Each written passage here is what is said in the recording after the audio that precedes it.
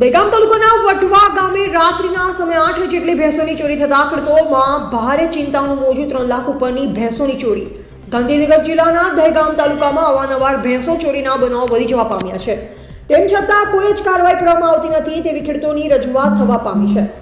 તાજેતરમાં જ દહેગામ તાલુકાના વટવા ગામે રહેતા પ્રભાતજી જવાનજી પરમારની 5 ભેંસો જેની કિંમત 2 લાખ રૂપિયા અને જનકસિંહ હાલુસીની 2 ભેંસો જેની કિંમત 80,000 તેમજ ચૌહાણ જગતસિંહ બાલુસિંહ ચૌહાણની ભેંસ નંગ 1 જેની કિંમત 40,000ની ભેંસો રાત્રિના સમયે કોઈ અજાણ્યા ચોરો ખીલે બાંધેલી ભેંસો સાકર છોડી લઈ જતા ખેડૂતોમાં ભારે ચિંતા મુકાઈ છે। કારણ કે એક બાજુ મોંઘવારી અને બીજી બાજુ આટલી મોંઘવારીમાં દૂધ આપતી ભેંસોની ચોરી થાય તો ખેડૂતો નોંધારા બની જવા પામ્યા છે। આ બાબતે જનકસિંહ હાલુસી અને અન્ય ખેડૂતોએ બયલ પોલીસને જાણ કરી હોવા છતાં પોલીસ હજી ડોક્યુ કરવા આવી નથી તેવી ખેડૂતોની રજૂઆત થવા પામી છે। રિપોર્ટર અગરસિંહ ચૌહાણ, હરસોલી, દહેગામ, ગાંધીનગર।